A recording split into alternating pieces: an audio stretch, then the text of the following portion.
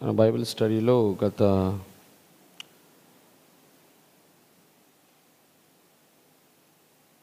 ఎఫెసీయులకు రాసినటువంటి పత్రికను మనం చూసుకొని చదువుకొని మనం భాగ్యంలోకి వెళ్దాం. ఎఫెసీయులకు రాసిన పత్రిక 1వ అధ్యాయం 17వ వచనం. మరియు మీ మనోనేత్రములు వెలిగింపబడినందున ఆయన మిమ్మల్ని పిలిచిన పిలుపు వలన నిరీక్షణ ఇటిదో, పరిశుద్ధులలో ఆయన స్వాస్థ్యం యొక్క మహిమైశ్వర్యము ఎట్టిదో. ఆ మాటని మనం జ్ఞాపకం చేసుకుంటూ అనేక విషయాలు మనం పరిగెరుకోవడానికి ప్రయత్నం చేసాం. అందులో స్వాస్థ్యము విషయాలు కొన్ని మాట్లాడుతూ వచ్చాం. ఏంటవి? స్వాస్థ్యం యొక్క స్వాస్థ్యము ఆ యొక్క పర్టికులర్ విషయాన్ని గురించి మనం ధ్యానిస్తున్నప్పుడు దాన్ని 3 భాగాలుగా వర్గీకరించినాం. స్వాస్థ్యం యొక్క దేవుని పాత్ర కాదు, దానికంటే ముందు మనం 3 భాగాలు వర్గీకరించాం. ఏంటది? స్వాస్థ్యం యొక్క స్వాస్థ్యం యొక్క సౌందర్యము, సమృద్ధి, స్వభావం. స్వాస్థ్యం యొక్క సౌందర్యాన్ని మనం చూసామా? స్వాస్థ్యం యొక్క సౌందర్యం మనం చూసామా లేదా? ఏ విషయాల్లో చూసాం? సౌందర్యం ఎన్ని విషయాలుగా మనం పరిగణించాం దాన్ని? స్వాస్థ్యం యొక్క బంధం, స్వాస్థ్యం యొక్క భాగ్యము, స్వాస్థ్యం యొక్క బయలుపాటు, భాగస్వామ్యము, స్వాస్థ్యం యొక్క బాధ్యత, స్వాస్థ్యం యొక్క బిరుదులు, ఇంకా స్వాస్థ్యం యొక్క భరోసా. సో వాటిని మరొకసారి మరొకసారి మనం చూడటానికి ప్రయత్నం చేద్దామా? అంటే మళ్ళీ సమయం అయిపోద్ది, టైం అయిపోద్ది, కాబట్టి దాన్ని అక్కడ ఆపి మనం ముందుకు కొనసాగడానికి ప్రయత్నం చేద్దాం. ఏ విషయాల గురించి మనం మాట్లాడుతున్నాం ఇప్పుడు? స్వాస్థ్యం యొక్క ప్రతిఫలంలోనే మనం సౌందర్యము, సమృద్ధి, స్వభావం మొత్తం 3 మాట్లాడుకోవచ్చు. ఈరోజు స్వాస్థ్యం యొక్క స్వభావం ఏంటో, the nature of inheritance of the saints, స్వాస్థ్యం యొక్క స్వభావాన్ని మనం చూస్తాం. స్వాస్థ్యం యొక్క స్వభావము మనం అర్థం చేసుకోవాలంటే అది చాలా కష్టం, కానీ మనం కొన్ని విషయాలు చూడటానికి ప్రయత్నం చేద్దాం. మామూలుగా మనకు అర్థం కాదు. స్వాస్థ్యం యొక్క స్వభావం మనం అర్థం చేసుకోవాలంటే అది చాలా కష్టం. గత కాలంలో నేను చెప్పాను, స్వాస్థ్యము అంటే ఒక 3 పదాలు చెప్పాను.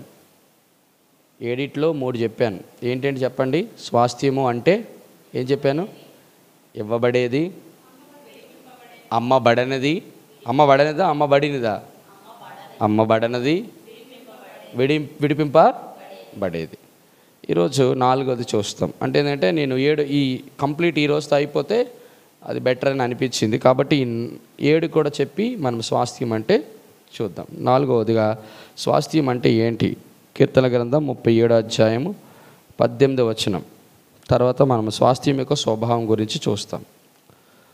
కీర్తన గ్రంథం 37:18.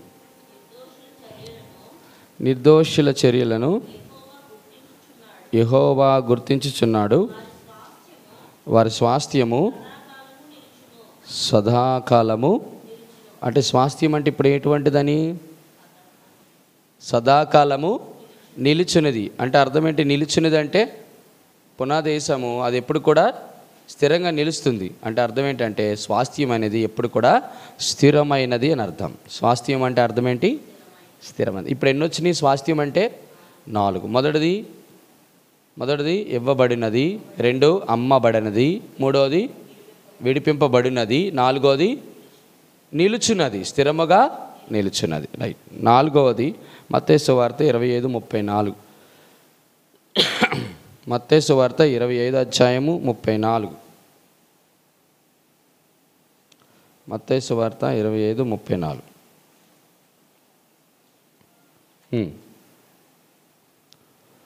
34వ వచనం,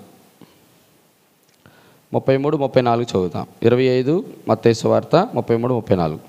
తన కుడివైపున గొర్రెలను ఎడమవైపు మేకలను నిలబెట్టెను. అప్పుడు రాజు తన కుడివైపు ఉన్న వారిని చూచి, నా తండ్రి చేత ఆశ్రయింపబడిన వాళ్ళ రండి, లోకము పుట్టినది మొదలుగా మీ కొరకు సిద్ధపరిచిన రాజ్యమును స్వతంత్రించు కొనడి. స్వాస్థ్యము అంటే సిద్ధపరుచున్నది అని అర్థం. స్వాస్థ్యం అంటే God has already prepared a perfect kingdom for us. మన కొరకు సంపూర్ణమైన రాజ్యాన్ని ఆయన మనకి ఏం చేశాడు? సిద్ధపరిచాడు. అంటే స్వాస్థ్యము అంటే అర్థం ఏంటంటే సిద్ధపరుచున్నది. సిద్ధపరచకుండా, ఉదాహరణకి ఇప్పుడు మన తల్లిదండ్రులు ఎవరైనా మనకి ఏదైనా స్వాస్థ్యం ఇవ్వాలనుకోండి, ఏం చేస్తారు? వాళ్ళు ముందు సిద్ధపరచాలి.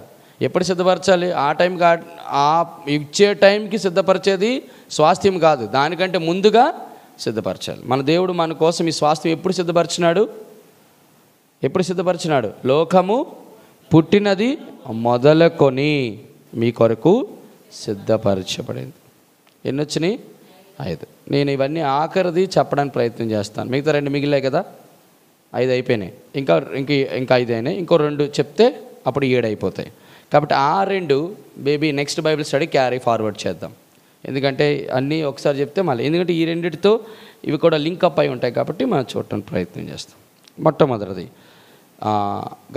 మనం స్వాస్థ్యం యొక్క సౌందర్యం 7 చూసాం. ఈరోజు స్వాస్థ్యం యొక్క స్వభావం కనీసం 3 చూడటానికి ప్రయత్నం చేద్దాం. ఏంటి స్వాస్థ్యం యొక్క స్వభావం? మొట్టమొదటిది, స్వాస్థ్యం యొక్క స్వభావం మనకు అర్థం కావాలంటే అది చాలా క్లిష్టమైనది కాబట్టి కొంచెం దాన్ని లోపలికి వెళ్ళడానికి ప్రయత్నం చేద్దాం. 1 యోహాను రాసిన పత్రిక 3వ అధ్యాయం 2వ వచనం. 1 యోహాను రాసిన పత్రిక 3వ అధ్యాయం 2వ వచనం. కొంచెం టిప్పుల్గా, కొంచెం కష్టంగా ఉంటుంది కాబట్టి మనం దాన్ని పరిపూర్ణంగా మనం తెలుసుకుందాం. ప్రియులారా, ఇప్పుడు మనము దేవుని పిల్లలమై ఉన్నాము. 3వ అధ్యాయం మొదటి నుంచి పడదాం. మనము దేవుని పిల్లలమని పిలువబడినట్లు మనకెట్టి ప్రేమ అనుగ్రహించిన చూడుడి, మనం దేవుని పిల్లలమే. ఈ హేతువు చేత లోకం మనల్ని ఎరుగనదు, ఎలయనగా ఆయన అది ఎరగలేదు. ప్రియులారా, ఇప్పుడు మనం దేవుని పిల్లలమై ఉన్నాము. మనం ఇక ఏమవుదామో అది ఇంకా ప్రత్యక్షపరచబడలేదు, కానీ ఉన్నట్టుగానే ఆయన చూస్తాం కనుక ఆయన పోలియుందుమని ఎరుగుదుము. ఆయన యందు ఈ నిరీక్షణ పెట్టుకొని ప్రతివాడును పవిత్రుడై ఉన్నట్టుగా పవిత్రునిగా చేసుకొనును. ఈ మొత్తం 3వ అధ్యాయం నుంచి 3 వచనాల్లో 3 ప్రాముఖ్యమైన విషయాలు ఉన్నాయి. మొట్టమొదటిది ఏంటంటే భాగ్యము. రెండోది ఏంటంటే భరోసా. మూడోది ఏంటంటే బాధ్యత.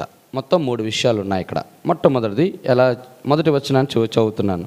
మనం దేవుని పిల్లమని పిలువబడినట్లు తండ్రి మనకెట్టి ప్రేమను అనుగ్రహించిన చూడుడి, మనం దేవుని పిల్లలమే. చూడండి ఎంత మాట, ఏటట? మనము దేవుని పిల్లలమే. ప్రియులారా, ఇప్పుడు మనము దేవుని పిల్లలమై 3 విషయాలు. మనము దేవుని పిల్లలమని పిలువబడినట్లు మొదటిది. రెండవది, మనము దేవుని పిల్లలమే రెండవది. మూడవది, ఇప్పుడు మనము దేవుని పిల్లలమై ఉన్నాం. ఎందుకు ఆ 3 విషయాలను 3 రకాలుగా ఎందుకు వర్గీకరించి రాశాడు? ఎందుకు అంత డిఫరెంట్గా రాశాడు? మీరు చూడండి, 3 తారతమ్యాలు కనబడతాయి. మొదటిది ఏంటంటే మనము దేవుని పిల్లలమని పిలవబడినట్లు. అంటే దీన్ని ఏమంట? మనము దేవుని పిల్లలమని పిలవబడినట్లు అంటే అర్థం ఏంటంటే ఇది పిల్లలము, దేవుని పిల్లలము అని మనం ఎప్పుడొచ్చింది మనకి ఇది దేవుని పిల్లలు అంటే అర్థం ఏంటి అంటే చూడండి, మొదటి యోహాను సువార్త 1వ అధ్యాయం. కొంచెం అర్థం చేసుకోవడానికి ప్రయత్నం చేయండి. యోహాను సువార్త 1వ అధ్యాయము 12వ వచనం. తను ఎందరు అంగీకరించారో వారందరికీ, అనగా తన నామందు విశ్వాసం ఉంచు వారికి దేవుని పిల్లలగుటకు ఆయన అధికారము. అంటే దేవుని పిల్లలు అవ్వడం అనేది ఏంటట? దేవుని పిల్లలు అవ్వడం అంటే అర్థం ఏంటంటే ఆయన అధికారమును అనుగ్రహించండి. కానీ యోహాను సువార్త 1వ అధ్యాయము 3వ అధ్యాయం 1వ వచనంలో ఏమనుంది?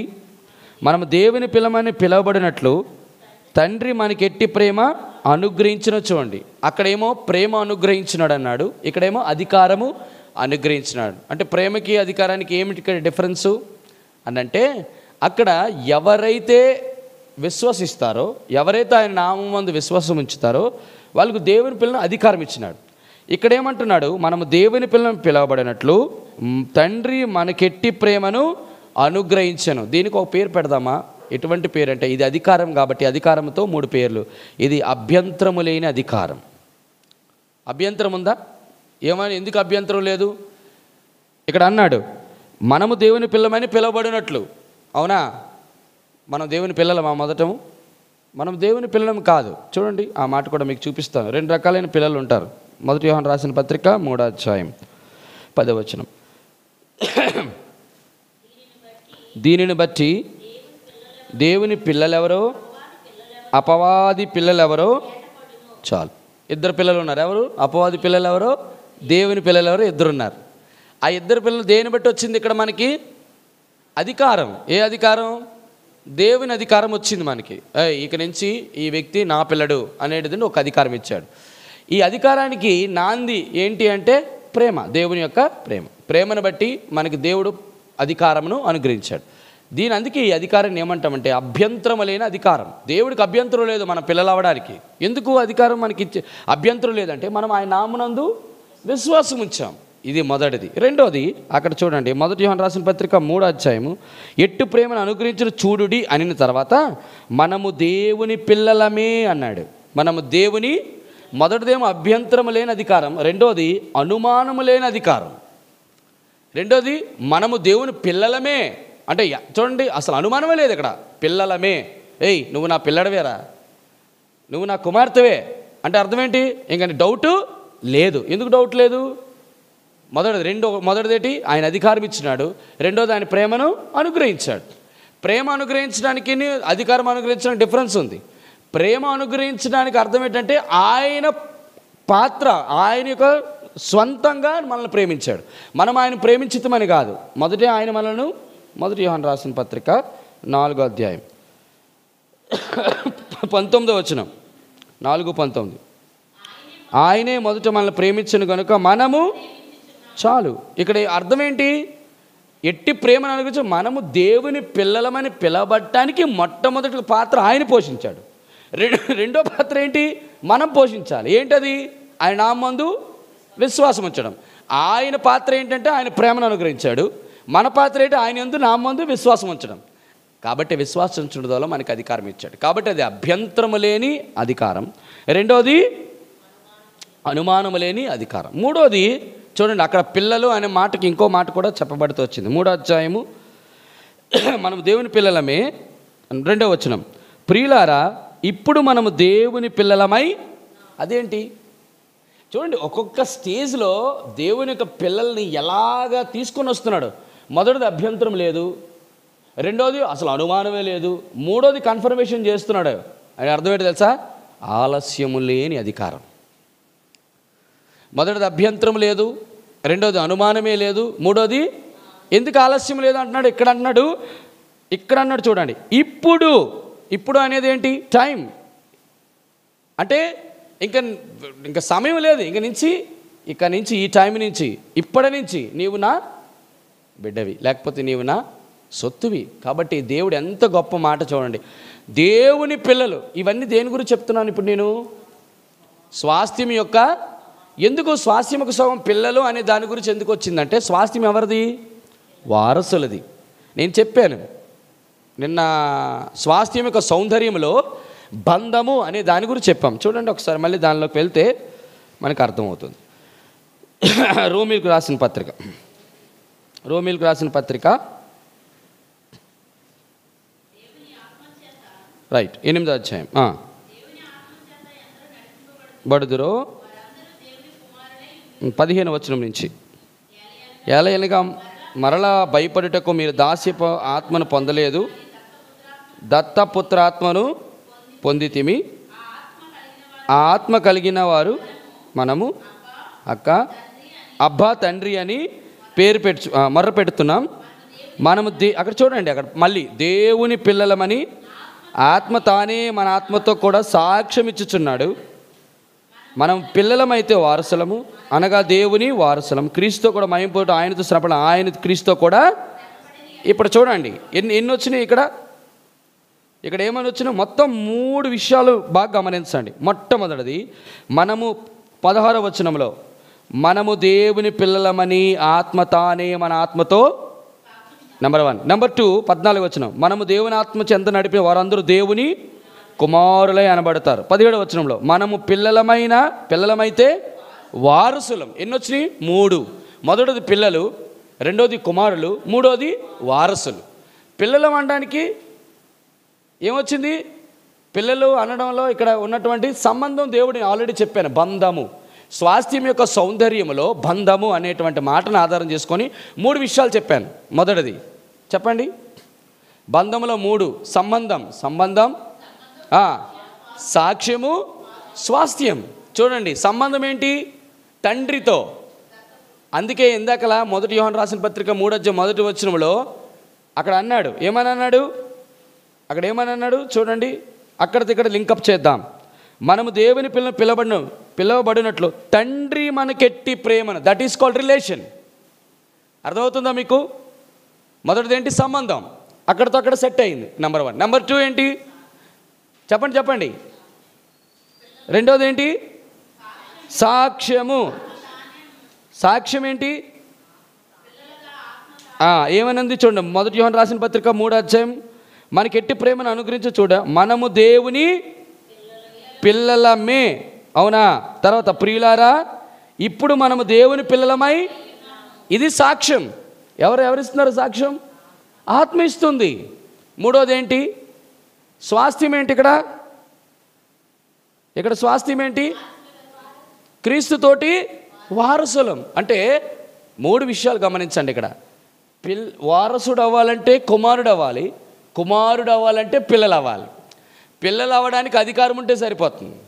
కుమారులు అవ్వాలంటే దేవుని ఆత్మచేత నింపబడితే కుమారులు అవుతాం. మూడోది, స్వాస్థ్యం పొందాలంటే, వారసులు అవ్వాలంటే ఏం చేయాలా? అర్థం కాలేదు ఇంకా. అసలేం పాయింట్ అక్కడ పట్టుకోవాలి. వారసులు ఎప్పుడు అవుతాం? అందుకే ఆ మాట స్పష్టంగా రాశాడు 8వ అధ్యాయము ఆఖరి వచనం, 17వ వచనం, మనం పిల్లలమైతే, చూడండి, పిల్లలమైతే వారసులమే. అయితే ఎప్పుడు ఎలాగవుతాం వారసులము? క్రీస్తుతో కూడా మహిమ పొందుట, ఆయనతో శ్రమ పడిన ఎడలా. అది విషయం. వారసత్వం ఉత్తనికే రాదు. వారసత్వం అంటే క్రీస్తుతోటి మనం ఏం పడాలా?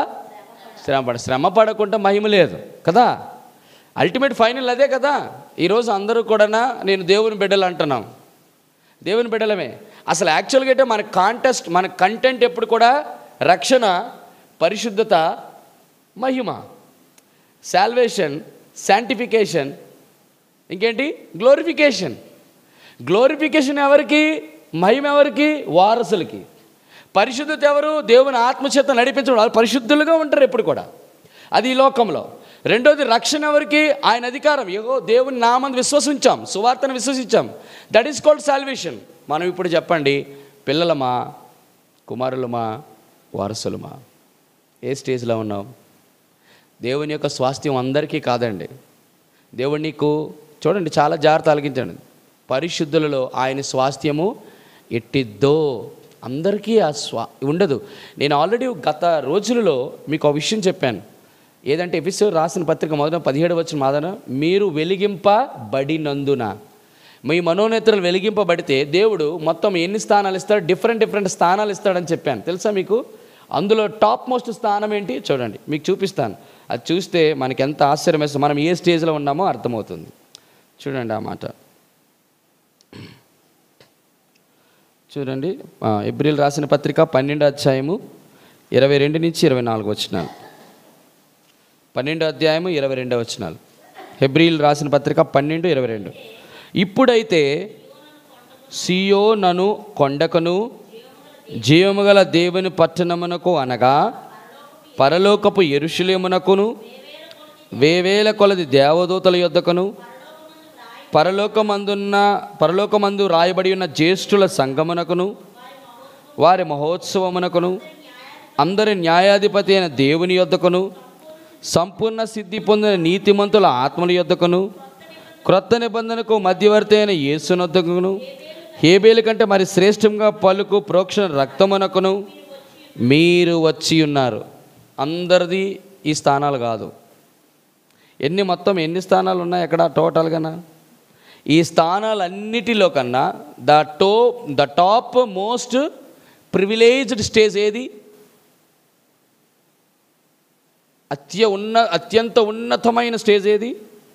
ఇప్పుడైతే సియోనను కొండకు. మీరు చూడండి, దావీదు మహారాజు తన జీవితంలో ఎప్పుడు కూడా నేనెక్కలేనంత ఎత్తైన కొండపైకి ఎక్కించుము. మీరు చూడండి, కొండల తట్టు నా కన్నులు ఎత్తుచున్నాను, నాకు సహాయము ఎక్కడి నుండి వచ్చును. కొండల అంటే ఏంటి? కొండలు అంటే దావీదు మహారాజు రాశాడు కీర్తన గ్రంథం చూడు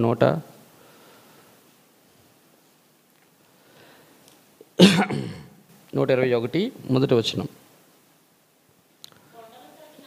కొండల తట్టు నా కన్నులు ఎత్తుచున్నాను, నాకు సహాయము ఎక్కడి నుండి వచ్చును. యెహోవా వలనే నాకు సహాయము కలుగును. ఆయన భూమి ఆకాశములను. కొండలు అంటే, కొండల తట్టు నా కన్నులు ఎత్తుచున్నానంటే కొండలు అంటే ఎవరు?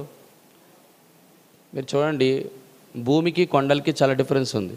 పర్వతాలు అంటే చాలా ఎత్తుగా ఉన్నవాళ్ళు, చాలా ఎత్తరైన వారు, అధికారం కలిగిన వారు, రాజులు, ఉన్నత స్థలాలలో ఉన్న ప్రధానులు, వారు కొండలు. కొండల తట్టు నా కన్నులు ఎత్తుచున్నాను. నేను నాలుగు వైపు కన్నులు ఎత్తి నా చెయ్యిలు చాచినంత మాత్రం నాకు సహాయము దొరకదు. కొండల తట్టు. ఇక్కడ చూడండి, సియోను కొండకును అంటే అర్థం ఏంటి? సియోను కొండకును అంటే ఏ కొండ ఇది? అన్ని కొండలలో కన్నా ఉన్నతమైన కొండ అది. ఇక్కడ కొండ అంటే అధికారులని, ప్రధానులని, రాజులని చెప్తున్నాం. మరి సియోను కొండ మీద ఎవరున్నారు? సియోను కొండ మీద నా రాజును నేను ఆసీనుడిగా చేసి ఉన్నాను అంటాడు. ఎవరు? ఎక్కడుంది ఆ మాట? కీర్తన గ్రంథం చూడండి, కీర్తన గ్రంథం 2వ అధ్యాయము 6వ వచనం. కీర్తన గ్రంథం 2:6.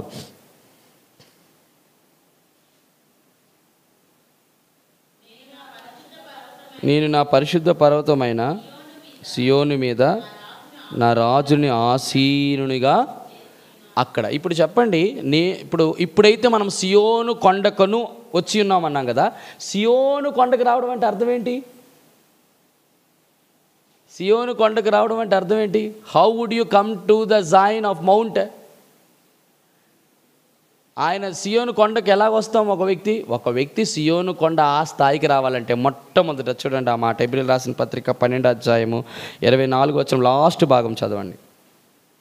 క్రొత్త నిబంధనకు మధ్యవర్తి అయిన యేసునొద్దకును, హేబేలు కంటే మరి శ్రేష్టముగా పలుకు ప్రోక్షణ రక్తమునకు మీరు.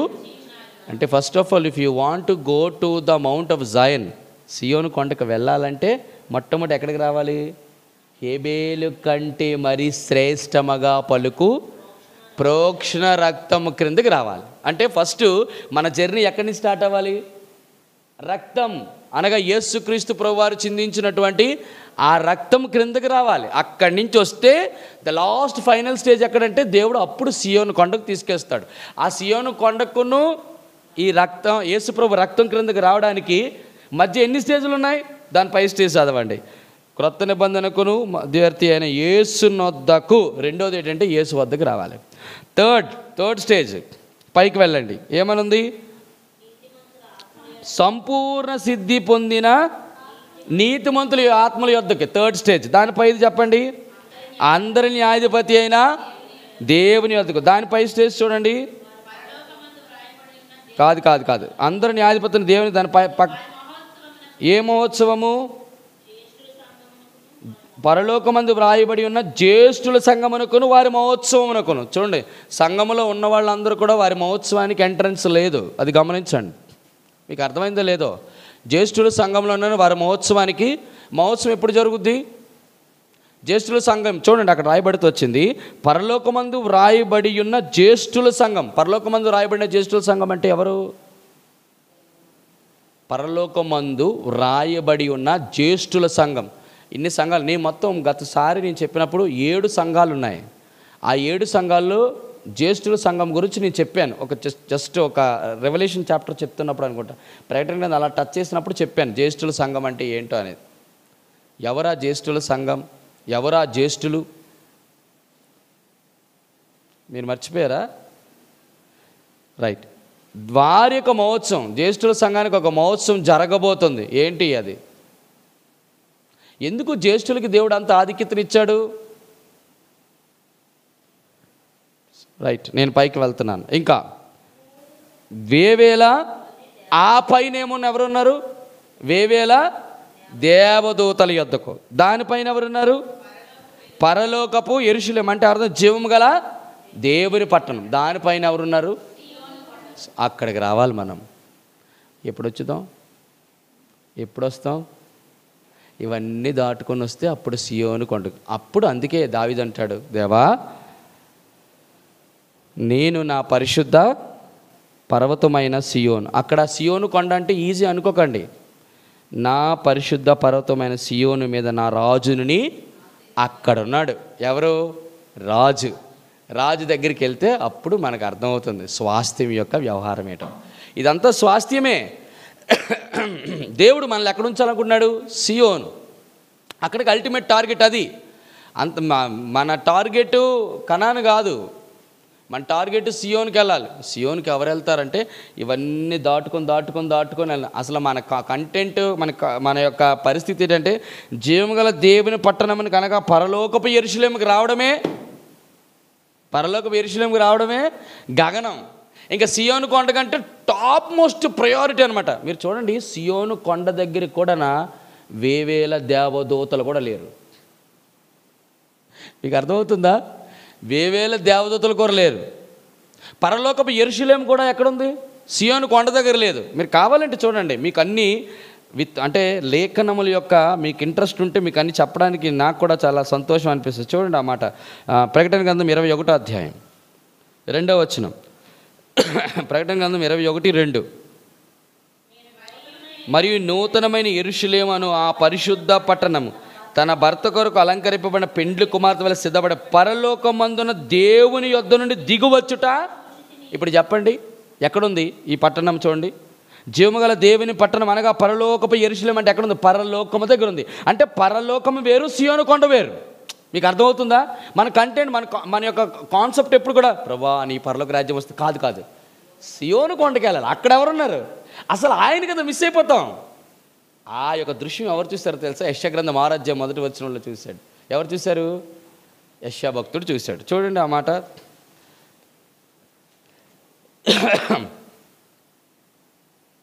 రాజైన ఉజ్జియా ముత్తి పొందిన సంవత్సరం అత్యున్నతమైన సింహాసనం మందు ప్రభు ఆసీనుడై ఉండగా చూచితిని. ఆయన చొక్కయి అంచుల దేవాలయం నిండుకొనెను. ఆయన పైగా శరాపులు నిలిచి ఉండరి. ఒక్కొక్కరికి 6 రెక్కలు, ప్రతివాడు రెక్కలతో తన ముఖమును కప్పుకొని రెండింటితో ఎగురుచుండు. వారు సైన్యములకు అధిపతి యెహోవా పరిశుద్ధుడు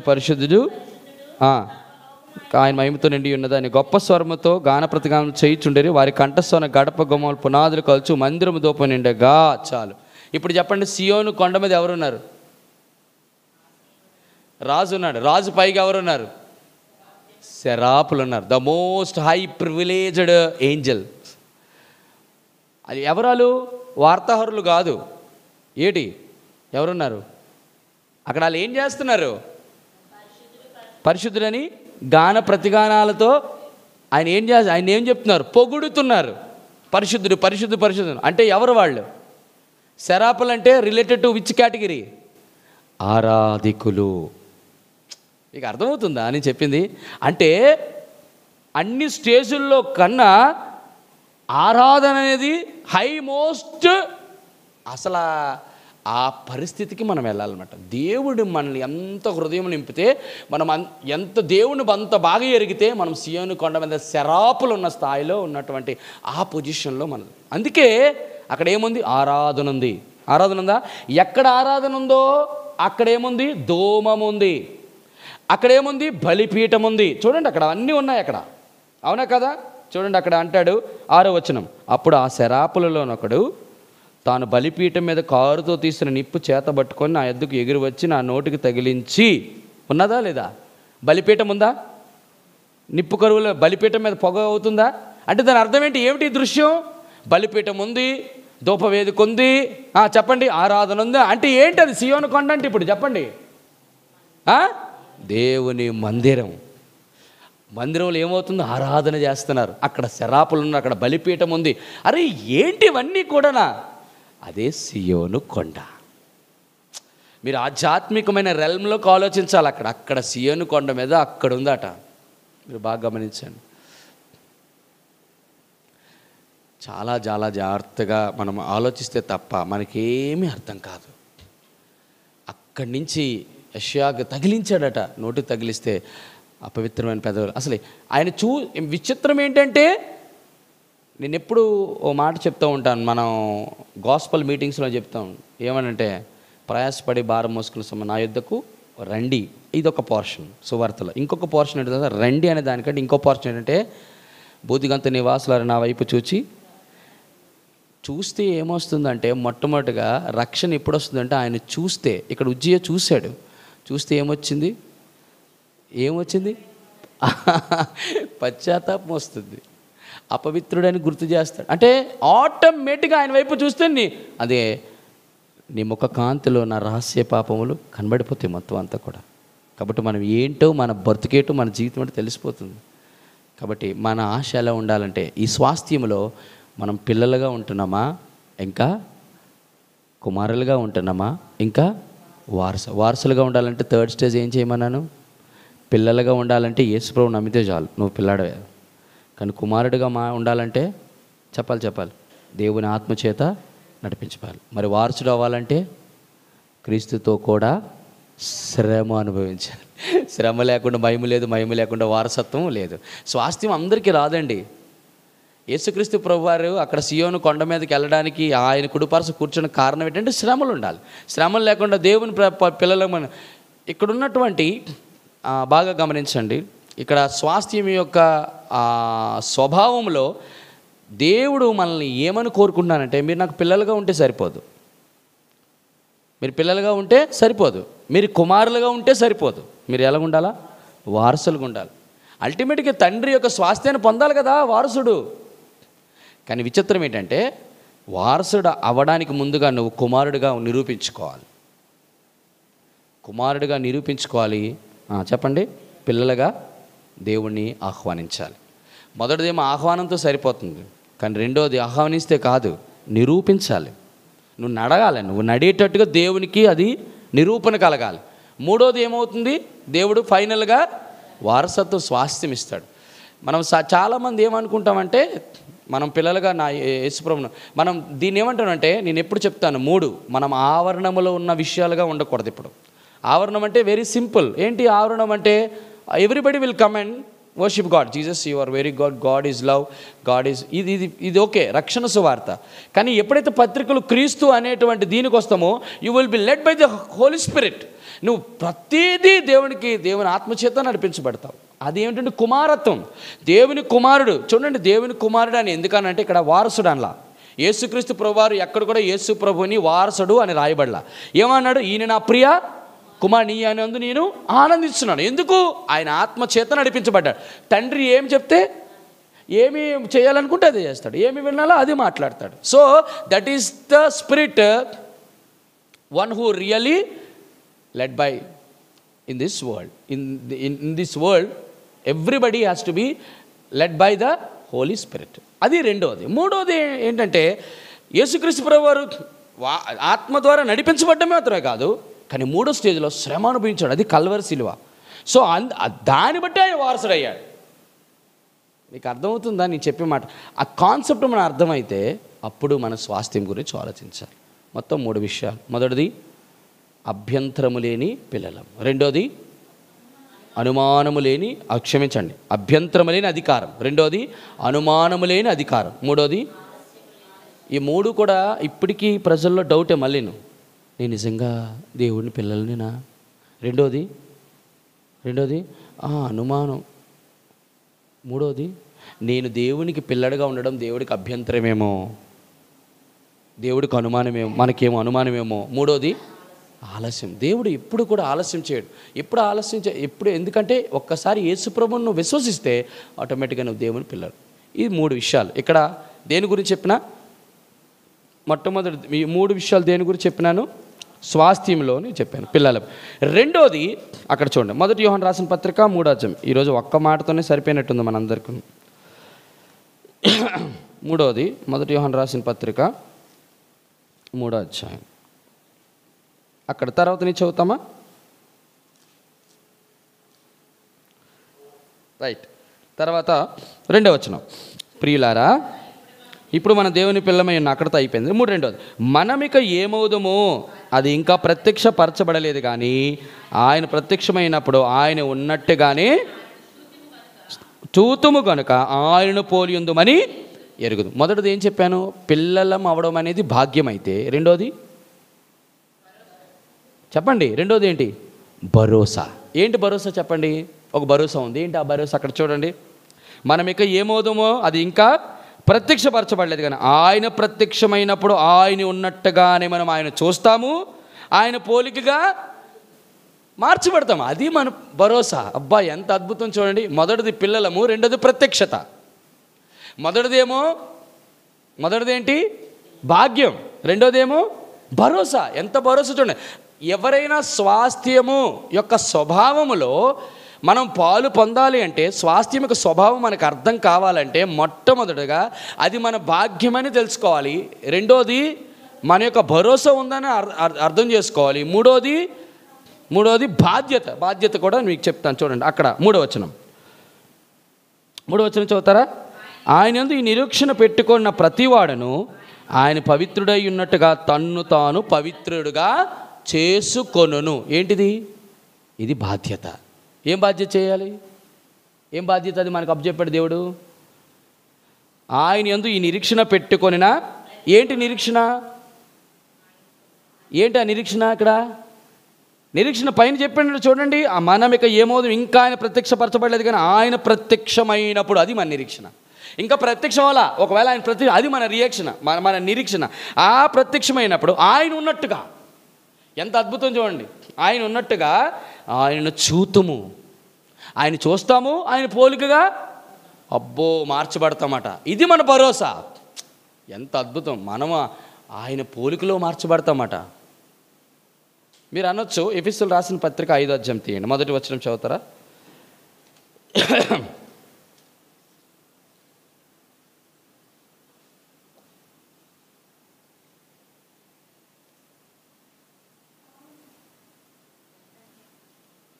ఎఫెసీయులకు రాసిన పత్రిక 1వ అధ్యాయం 5వ అధ్యాయం 1వ వచనం.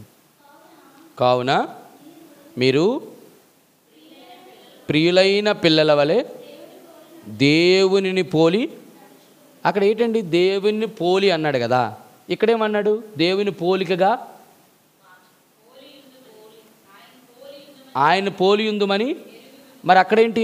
ఎఫెసీయులకు రాసిన పత్రిక 5వ అధ్యాయం 1వ వచనంలో దేవుని పోలి నడుచుకోవడానికి దేవుని పోలి ఉండడానికి డిఫరెన్స్ ఏంటి? 3 రకాలు. అందుకే దేవుని వాక్యం మనకి చాలా లోతుగా అర్థం అవ్వకపోతే ఈ పోలికలు ఏంటో మనకు అర్థం కాదు. మొత్తం 3 ఉన్నాయి బైబిల్లో. రండి చూపిస్తాను మీకు.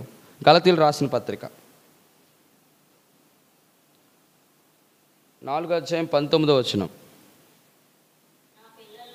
నా పిల్లలారా, క్రీస్తు స్వరూపము మీ అందు ఏర్పడు వరకు మీ విషయమై మరలా మాకు ఏంటిది? క్రీస్తు యొక్క అది అండర్లైన్ చేయండి. నెంబర్ 2, 2వ పేతురు రాసిన పత్రిక 1వ అధ్యాయము 4వ వచనం. 2వ పేతురు రాసిన పత్రిక 1వ అధ్యాయం 4వ వచనం. మహిమ గుణాతిశయమును బట్టి అమూల్యమును అత్యధికములనైన వాగ్దానం అనుగ్రహించు ఉన్నాడు. భ్రష్టత్వమును తప్పించుకొని అండర్లైన్ చేయండి. దేవ స్వభావం అంటే దేవుని స్వభావం అని అర్థం. పాలివరగినట్లు. రెండోది ఏంటి? దేవుని స్వభావం. మొదటిది ఏంటి? దేవుని స్వరూపం, క్రీస్తు స్వరూపం. రెండోది దేవుని స్వభావం. మూడోది చూస్తామా? రోమీలకు రాసిన పత్రిక 8:29. రోమీలకు రాసిన పత్రిక 8:29. ఎందుకనగా తన కుమారుడు జ్యేష్ఠుడగునట్లు ఎరుగును, కుమారునితో స్వారూప్యము గలవారగుటకు చాలు నిర్ణయించాను. ఈ మూడిట్లో 3 విభిన్నమైన పదాలు అపోస్తలుడైన పౌలు ఉపయోగించాడు. చూడండి, పేతురు, అపోస్తలుడైన పౌలు 3 రకాలైన. మొదటిది ఏంటి? క్రీస్తు స్వరూపము. రెండోది దేవ స్వభావము. మూడోది ఏంటి? కుమారుని యొక్క స్వారూప్యం. స్వారూప్యము వేరు, స్వభావము వేరు, స్వరూపం వేరు. ఆ 3 చాలా జాగ్రత్తగా. Number 1 is features, number 2 1 natures, number 3 1 statures. మొత్తం 3 డిఫరెన్స్. ఈ 3 ఒకటి కావండి. మొదటిది వర్తమానంలో అయిపోయింది, క్షమించండి, భూతంలో అయిపోయింది, భూతకాలంలో అయిపోయింది మనకి. రెండోది వర్తమాన కాలంలో జరుగుతుంది, మూడోది భవిష్యత్తులో జరగబోతుంది. కాబట్టి దాన్ని ఏమంటామంటే స్వరూపం, స్వభావం, సారూప్యం. సారూప్యం ఎప్పుడవుతుంది? ఆయన సారూప్యంలో మార్చబడ్డం అంటే ఫ్యూచర్లో జరగబోతుంది, ఆయన ప్రత్యక్షమైనప్పుడు. ప్రజెంట్ ఏమైంది? ప్రజెంట్ ఏంటి? స్వభావము, ఆయన స్వభావం. ఇది వర్తమాన ప్రజెంట్ టెన్స్లో జరుగుతుంది. ఆయన స్వభావం అంటే అర్థం ఏంటి? ఉదాహరణకు ఆయన స్వభావం వెళ్ళటం అంటే చెప్పండి ఆయన స్వభావం ఏంటి చెప్పండి? ఆ నేచర్ అంతరా అంటే అర్థం ఏంటి? దేవుడు నేచర్ ఎంత అంటే అర్థం ఏంటి? దేవుడు ప్రేమ కలిగినవాడు, దేవుడు క్షమాపణ కలిగినవాడు, దేవుడు పరిశుద్ధుడు. అవునా కదా? ఈ స్వభావం వర్తమానానికి సంబంధించింది. భూతకాలం ఏంటి? స్వరూప్యం. ఎప్పుడు స్వరూపంలో మార్చబడం? మన స్వరూపం ఏంటి? ఒకప్పుడు దెయ్యాల స్వరూపం అంది. మనం చూడగానే ఏమనిపించింది? అవిధేయులైన పిల్లలు. మన స్వరూపం, మన ముఖం, మన పోలికంతా కూడా సాతాను. కాబట్టి స్వరూపంలో నుంచి స్వభావంలోకి రావాలి, స్వభావంలో నుంచి సారూప్యతలకు మార్చాలి. స్వారూప్యత అంటే రేపొద్దున యేసుక్రీస్తు ప్రభువు రాబోతున్నాడు, ఆయన ఇంకా ప్రత్యక్షపరచబడలేదు. ఆయన ప్రత్యక్షమైనప్పుడు మనం ఆయన ఉన్నట్టుగానే చూస్తాం, ఆయన పోలికగా మార్చబడతాం. కాబట్టి రెండవది, దేవుడు మనకు భరోసా ఇచ్చాడు. దేని విషయంలో? స్వాస్థ్యం విషయంలో. మొదటిది స్వాస్థ్యంలో మనకు భాగ్యం ఇచ్చినాడు. రెండోది భరోసా ఇచ్చాడు దేవుడు. మూడోది అన్నిటికంటే ప్రాముఖ్యంగా ఏంటట? బాధ్యత ఇచ్చాడు. ఏం బాధ్యత ఇచ్చాడు? చూడండి, అక్కడ రాశాడు. 1 యోహాను రాసిన పత్రిక 3వ అధ్యాయం.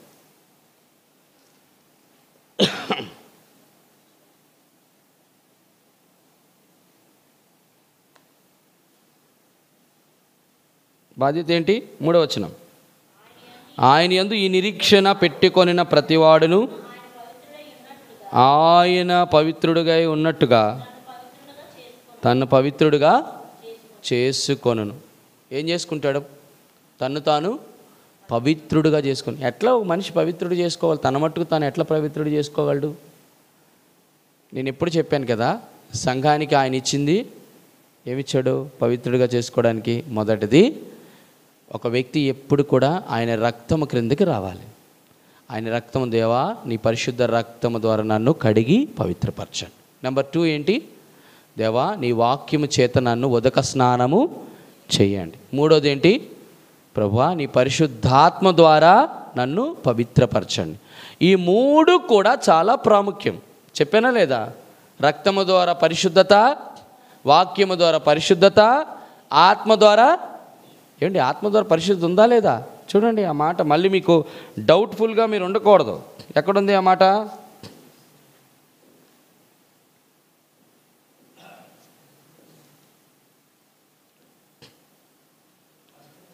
రెండో తెస్సలోనిక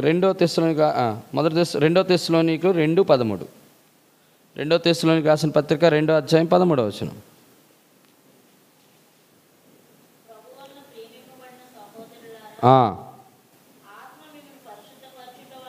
చాలు. ఏంటట? ఆత్మ మిమ్మలను. ఇది ఆత్మ వలన పరిశుద్ధత. ఆత్మ వలన ఎవరు పరిశుద్ధపరుస్తారు? ఆత్మ ఎప్పుడు మనుషులను పవిత్రపరుస్తుంది? అక్కడ రాయబడితే వచ్చింది, ప్రభు వలన ప్రేమింపబడిన సహోదరులారా. ప్రభు నిన్ను ప్రేమించాలి. ప్రభు నిన్ను ప్రేమించాలంటే మీరు చాలా డీప్గా ఆలోచిస్తే కానీ ఏమీ అర్థం కాదు. తెస్సలోనికి రాసిన పత్రిక అంత ఆషామాష పత్రిక కాదు. యేసు చేత ప్రేమించబడిన వారు చాలామంది ఉన్నారు. క్రీస్తు చేత ప్రేమించబడిన వాళ్ళు కొంతమంది ఉన్నారు. కానీ ప్రభు చేత ప్రేమించబడిన వారు చాలా తక్కువ మంది ఉన్నారు. యేసు చేత ప్రేమించబడిన వాళ్ళు ఎవరు చెప్పండి? బహుజన సమూహాలు. క్రీస్తు చేత ప్రేమించబడిన వారు,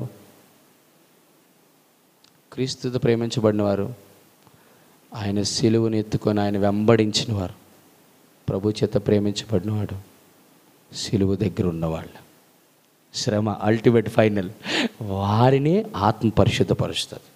ఆత్మ పరిశుద్ధపరచడంలో 3 రకాలుగా పరిశుద్ధపరుస్తుంది. ఆత్మ పరిశుద్ధపరచడం అంటే 3 టైమ్స్గా పరిశుద్ధపరుస్తుంది. చాలా డిఫరెంట్ యాంగిల్స్లో పరిశుద్ధాత్మ దాన్ని క్రియేట్ చేస్తాడు సార్. అది వేరే సబ్జెక్ట్. సో కాబట్టి నేనేం చెప్పదలుచుకుంటున్నానంటే, మొదటిది భాగ్యము, రెండోది భరోసా, మూడోది బాధ్యత. మనము పరిశుద్ధపరచుకోవాలి. ప్రభువా, నేను ఏ నిరీక్షణ పెట్టుకోను, నేను ఎలా పరిశుద్ధపరచుకోగలను?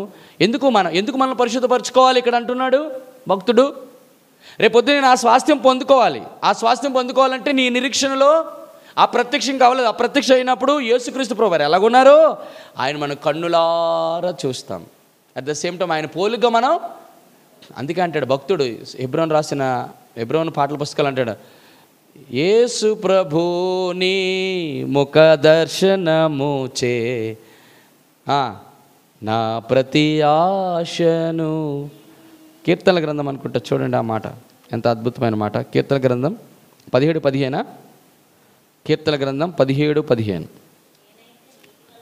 నేనైతే నీతి గలవాడినై నీ ముఖ దర్శనమును చేసేదను, నేను మేల్కొనున్నప్పుడు నీ స్వరూప దర్శనంతో నా ఆశను. చెప్పండి ఈ మాట అర్థం ఏంటి? ఈ మాట అర్థం? పుష్పం చెప్తుంది. నేనైతే నీతి గలవాడినై నీ ముఖ దర్శనము చేసేదను, నేను మేల్కొనున్నప్పుడు నీ స్వరూప దర్శనంతో నా ఆశను తీర్చుకుందును. ఏంటిది? నీతి అంటే పరిశుద్ధత, రక్షణ, నీతి, సమాధానం. 3 కదా. First one is salvation, second one is justification, third one is glorification. Justification అంటే నీతిమంతుడిగా తీర్చబడడం, అదే పరిశుద్ధపరచబడ్డం. నేను నీతి గలవాడిని, నేను ముఖ దర్శనం చేస్తాను. ఎప్పుడు ముఖ దర్శనం చేస్తాం చెప్పండి? మనం ఎప్పుడు ముఖ దర్శనం చేస్తాం? దేవాదేవుడిని ఎప్పుడు ముఖ దర్శనం చేస్తాం? ఆయన ఇంకా ప్రత్యక్షపరచబడలేదు. ఆయన ప్రత్యక్షత వచ్చినప్పుడు ఆయనను మనం ఉన్నట్టుగా చూస్తాం. అది మనం ముఖ దర్శనం చేయడం. ఎప్పుడైతే ముఖ దర్శనం చేస్తాం, ఎవరు ముఖ దర్శనం చేస్తారు? నీతి గలవారు. ఎవరు? తన్ను తాను ఈ నిరీక్షణ పెట్టుకున్న ప్రతి ఒక్కడు ఏం చేస్తాడు? తను తాను పరిశుద్ధంగా చేసుకుంటాడు, తన హోలీగా బ్రతుకుతాడు. పరిశుద్ధత అనేది that is very very important. మనము ఆయన చూడాలన్నా సింపుల్గా మాట రాశాడు చూసా, హృదయ శుద్ధి గలవారు ధన్యులు వారు దేవుని. నీ హృదయం కానీ శుద్ధిగా లేదనుకో, నువ్వు ఎన్ని పాటలు పాడు, ఎన్నిసార్లు మందిరంకి రా, ఎంత వాక్యం చెప్పు, ఎన్ని రకాలైన పరిస్థితులు నువ్వు చేసినా ఆయన నేను చూడలేం, ఆయన పోలికగా మార్చబడలేం. God wants to see his children as a holy people. ఎందుకు? ఆయన పరిశుద్ధుడు కదా. ఆయనలా మార్చిపోతామంట పరిశుద్ధులు. అందుకే అంటాడు, తొట్టిల్లకుండా మిమ్మల్ని కాపాడుటకు ఆయన ఎదుట ఆనందముతో మిమ్మల్ని నిలవబెట్టు శక్తి కలిగిన రక్షకుడు అంటాడు. It's very highly impossible. ఆయన ముందు నిలబడ్డాలంటే మీ వాక్యంతో ప్రతిసారి మనకు ఉదక స్నానం ఎందుకు? ఉదక స్నానం ఎందుకు?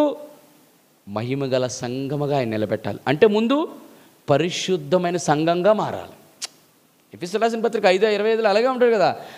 ఏమనుందో చూడండి ఆ మాట. సమయం అయిపోతుంది.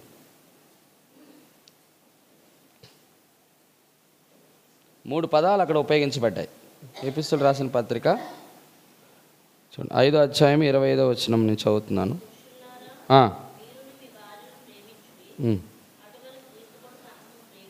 రైట్. పరిశుద్ధమైనది గాను నిర్దోషమైనది గాను ఆయన తన ఎదుట 3 విషయాలు చూడండి. ఏంటవి? పరిశుద్ధము, నిర్దోషత్వము, మహిమలో అసలు ఫైనల్ మహిమ రావాలంటే ఫస్ట్ పరిశుద్ధత చాలా ప్రాముఖ్యం కదా. నీకు అది లేకపోతే ఇంకా ఆయన ఎదుట మనం కూడా నిలబడలేం. చాలా విషయాలను పెట్టలేరా. కాబట్టి ఈరోజు మనం ఏం చేయాలంటే, ఈ బైబిల్ స్టడీలో మనం నేర్చుకోవాల్సిన ప్రాముఖ్యం ఏంటంటే, దేవా నువ్వు నాకు అభ్యంతరం లేని అధికారం ఇచ్చావు, అనుమానం లేని అధికారం ఇచ్చావు, ఆలస్యం లేని అధికారం. పిల్లలుగా నేను ఉండడం నాకు ఇష్టం లేదు. నేను నీ పిల్లడినే, డౌట్ లేదు. But I want to go next step, that is to be a son, a daughter. You are not a child, you want to become a matured Christian. అర్థమైందా? మీరు చూడండి, ఎప్పుడైనా పుట్టిన పిల్ల తన జీవితంలో ఎప్పుడు ఎదుగు బొదుగు లేదు అనుకోండి. 5 సంవత్సరాల కాలుగా ఉంది పిల్ల, 10 సంవత్సరాల కాలుగా ఉంది పిల్ల, 15 సంవత్సరాలు 20 సంవత్సరాలకు వచ్చిన పిల్ల అలాగే ఉంది. ఇదేం పిల్లరా బాబు, పుట్టక ఒక పిల్ల పుట్టింది, హైటు లేదు, వెయిటు లేదు, ఏమీ లేదనంటే తల్లిదండ్రులకు ఎంత బాధపడతారు.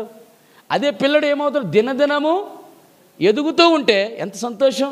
కాబట్టి ఈరోజు యొక్క బైబిల్ స్టడీ యొక్క ప్రాముఖ్యమైన ఉద్దేశం అంటే, whether we are children or whether we are daughters or son or we are the heirs అంటే వారసులం. మనము దేవుని వారసులుగా దేవుడు అంటాడు, ఒరే నాన్న నువ్వు వారసులు అవ్వాలి, నేను నీకు సిద్ధపరిచినంతా నువ్వు తీసుకోవాలి, దాని మీద ఏం చేయాలి, అధికారం చేయాలి. అప్పుడు డాడీ ఎంత హ్యాపీ ఫీల్ అవుతాడు. అడిగే అధికారం ఇవ్వాలంటే కనీసం కుమారుడుగా అవ్వకుండా పిల్లడిగా ఉండిపోతే ఉపయోగం లేదు. పిల్లడు చేస్తాడు. అందుకే చెప్తాను, ఎందుకు చిల్డ్రన్గా ఉండకూడదని నేను చెప్తాను. మీకు అర్థమవుతుంది నేను మాట. చిల్డ్రన్గా మొదటి స్టేజ్, 2వ స్టేజ్ కుమారత్వం, 3rd స్టేజ్ వారసత్వం. చిల్డ్రన్గా ఎందుకు ఉండకూడదు చూడండి. 1 కొరింథీయులకు రాసిన పత్రిక 13:12. 1 కొరింథీ 13:12. కొంచెం డీప్గా మనం ఇది స్టడీ చేస్తున్నాం కాబట్టి కొంచెం ఆలస్యం అవుతుంది. 1 కొరింథీ 13:12. మనం అద్దములో చూచినట్లు సూచనగా చూచుచున్నాము, అప్పుడు చూతుము. 10వ వచనం చదువుదాము. 11వ వచనం. నేను పిల్లవాడినై ఉన్నప్పుడు పిల్లవాని వలె మాట్లాడితిని, పిల్లవానే తలచితిని, పిల్లవాని వలె యోచించితిని, ఇప్పుడు పెద్దవాడినై. చాలు, అక్కడికి అది రావాలి. ఏమవ్వాలా? పిల్లవాని యొక్క చేష్టలు. ఇంకా చిల్డ్రన్ ఆ స్టేజ్ వద్దు మనకి. ఎందుకు? పిల్లవాని వాళ్ళే మాట్లాడాం, పిల్లవాని వాళ్ళే తలంచాం, పిల్లవాని వాళ్ళే యోచించాం. God does not required these qualities from us. మన దగ్గర నుంచి దేవుడు ఇది కోరుకోవట్లేదు. నువ్వు ఎప్పుడు ఆ చిన్నపిల్లలుగా మాట్లాడి, చిన్నపిల్లలుగా యోచించి, చిన్నపిల్లలుగా తలచితే నువ్వు ఎప్పుడు కుమారత్వంలోకి వస్తావు, ఎప్పుడు వారసుడు అవుతావు? దేవుడికి కావాల్సింది అది. మీకు అర్థమైంది నేను చెప్పింది. సో దేవుడు మనకు భాగ్యంలో ఉండుకోకూడదు, మన భరోసా ఉంది, మన బాధ్యత. దేవుడికి ఎప్పుడు కూడా గమనించండి, భాగ్యాలు మాత్రం తీసుకునేవారు కాదు, బాధ్యతలు పంచుకునేటువంటి వారు ఉండాలి దేవునికి. అంతేనా? ఇంటిలో తండ్రి ఎప్పుడు తెచ్చిపెడుతుంటే కుమారుడు తినేవాడు కాదు, ఏంటట తిరిగి తండ్రిని పోషించేవాడు కుమారుడు, వాడు వారసుడు. అంతే కదా? That is the great privilege that God has given to us. కాబట్టి ప్రియమైన వారు, ఈరోజు చాలా ఈ 3 విషయాలతో అన్నీ రాస్తూ ఒకదాన్ని మాత్రం లింకప్ చేశాడు. 1 యోహాను రాసిన పత్రిక 3వ అధ్యాయము ఆ మాట చూపించి నేను ముగిస్తాను. దేవుని చిత్తమైతే నెక్స్ట్ మనం బైబిల్ స్టడీలో కంటిన్యూ చేద్దాం. చాలా విషయం ఉంది అందులో. చూడండి 3వ అధ్యాయము 1వ వచనం. తండ్రి మనకి ఎట్టి ప్రేమను అనుగ్రహించిన చూడి మనం దేవుని పిల్లలమే అక్కడ చెప్పి, ఈ కారణం చేత లోకము మనలను ఎరగదు, ఏలయనగా అది ఆయనను ఎరగలేదు. ఇది చాలా డిఫరెన్స్ అండి. ఈ పదం చదువుతున్నప్పుడు దేవుడు నా హృదయంలో ఎన్నో విషయాలు పెట్టాడు. ఏంటి అసలు ఇందులో అసలు ఏమి మర్మం, అసలు దీనిలో దేవుడు ఏం పెట్టాడు చూడండి. ఈ హేతువు చేత, ఏ హేతువు చేత? 2 విషయాలు ఉన్నాయి ఇక్కడ. అభ్యంతరం లేని అధికారమును, మనము దేవుని పిల్లలమే, అనుమానము లేని పిల్లలు. ఎప్పుడైతే ఈ 2 ఇచ్చాడో, ఈ 2 కారణాల చేతట లోకం ఏమైంది? ఈ హేతు చేత లోకము మనలను ఎరుగదు, ఏలయనగా.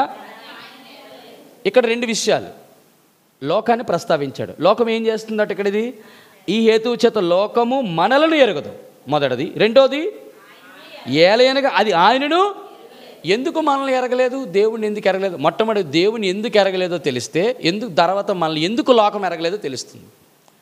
లోకం ఎరగడం అంటే ఏంటో, లోకం అంటే ఏంటంటే అంతా ఆలోచిస్తున్నారు. లోకం అంటే ఏంటి? దేవుడు లోకమని ఎంతో ప్రేమించినట్టు లోకాన్ని ప్రేమించాడా? మనుషులే కదా, అంత డౌట్గా చూస్తారేంటి? మన లోకం అంటే మనుషులు కాదా? మొదటి యోహాను రాసి, మీరు ఇలా చెప్తే నాకు బైబిల్ స్టడీ ఇంకా గంట పెరిగిపోద్ది. యోహాను సువార్త 1వ అధ్యాయం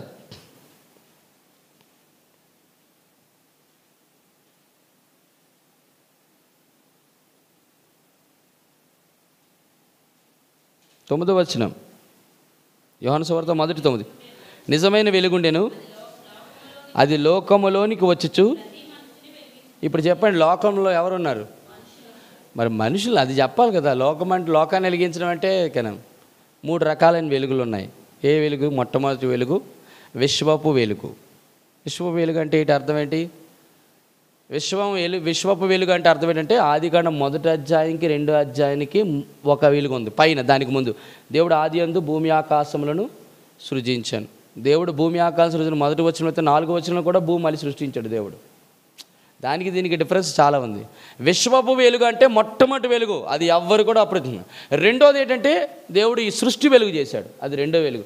మూడో వెలుగు ఏంటంటే మనుషులు వెలిగించే నిజమైన వెలుగు ఉంటేనే అది మనుషులను వెలిగిస్తూ ఉండేది. ఈ 3 వెలుగులు. కాబట్టి ఈ విషయం ఏంటంటే, ఏదో చెప్దాం మర్చిపోయాను. రైట్, ఆయన లోకం ఎందుకు ఎరగలేదు, మనల్ని ఎందుకు ఎరగట్లేదు? లోకం ఎరగట్లేదంటే లోకంలో ఉన్న మనుషులు యేసు ప్రభువుని ఎరగట్లేదు, మనల్ని ఎరగట్లేదు.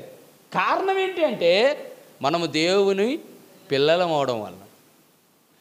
చాలా లిటిగేషన్స్ ఉన్నాయి. యోహాను పత్రికలో ఆధ్యాత్మికమైన మర్మయుక్తమైన సంగతులు పరిశుద్ధాత్మ దేవుడు రాయించాడు. ఎందుకు రాయించాడు చెప్పనా?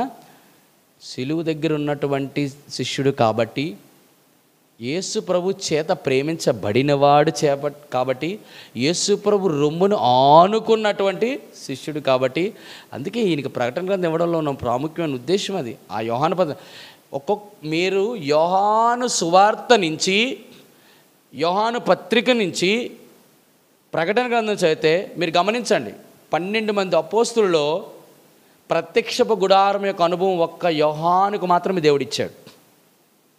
యోహాను సువార్త ఆవరణం. 3 పత్రికలు, 1వ పత్రిక, 2వ పత్రిక, 3వ పత్రికలు పరిశుద్ధ స్థలం.